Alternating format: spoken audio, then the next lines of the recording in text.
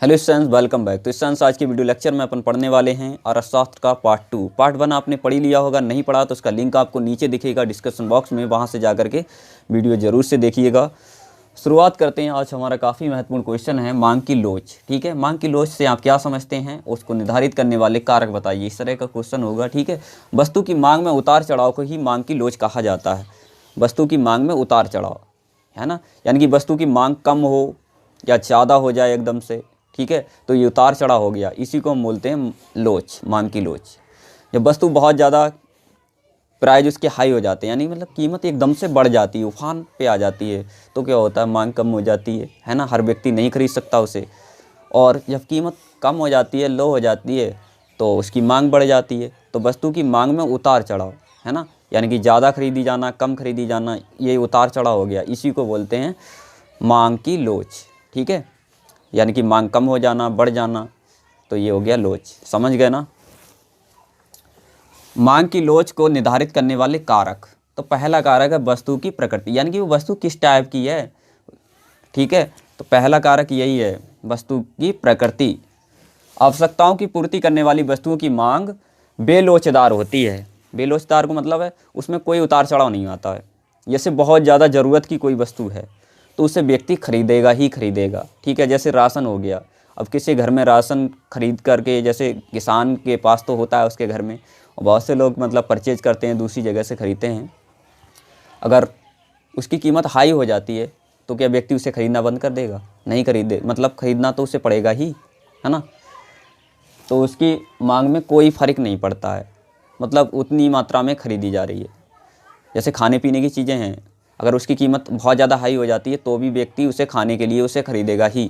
ठीक है, तो मतलब जो आवश्यकता वाली चीज़ें हैं वे बेलोचदार होती हैं, उनकी मांग में उतार चढ़ाव नहीं आता है। ऐसा नहीं है एकदम से मांग उनकी जीरो हो जाए, उसे व्यक्ति खरीदना ही बंद कर दे। ऐसा हो सकता है क्या?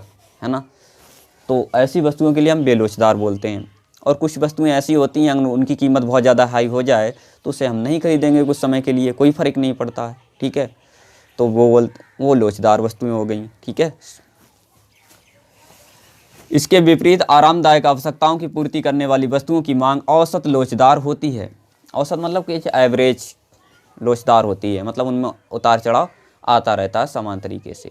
आरामदायक वस्तुओं की बात करें, आरामदायक वस्तुएं जैसे गर्मी के मौसम में फ्रिज, पंखा हो गया। अगर उनकी कीमत बहुत ज़्यादा हाई रेट में है तो सोचेंगे कि अभी नहीं खरीदते हैं इस बार, मतलब थोड़ी गर्मी सहन कर लेंगे, है ना, ठंडा पानी नहीं पिएंगे। और कीमत सामान्य है, सस्ती हैं तो ख़रीद लेते हैं। तो जब सस्ती होती हैं तो लोग ज़्यादा मात्रा में ख़रीदते हैं, मतलब उनकी मांग बड़ी रहती है ना। और वो बहुत ज़्यादा हाई रेट पे होती हैं तो सब लोग नहीं खरीदते हैं, तो उनकी मांग कम हो जाती है। तो समझ गए ना। और उसके बाद है वस्तु की कीमत।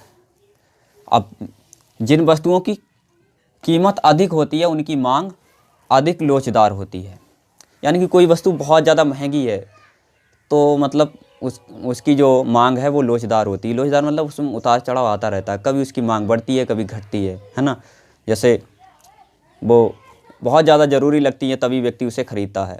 जैसे कुछ चीज़ें शादी के मौसम में ही ख़रीदी जाती हैं, क्योंकि उस समय उसकी ज़रूरत फील करी जाती है कि शादी में कोई चीज़ देनी है या कुछ भी गिफ्ट वगैरह, है ना। तो ऐसी चीज़ें उसी सीज़न में ख़रीदी जाती हैं, बाकी समय उनकी डिमांड कम हो जाती है।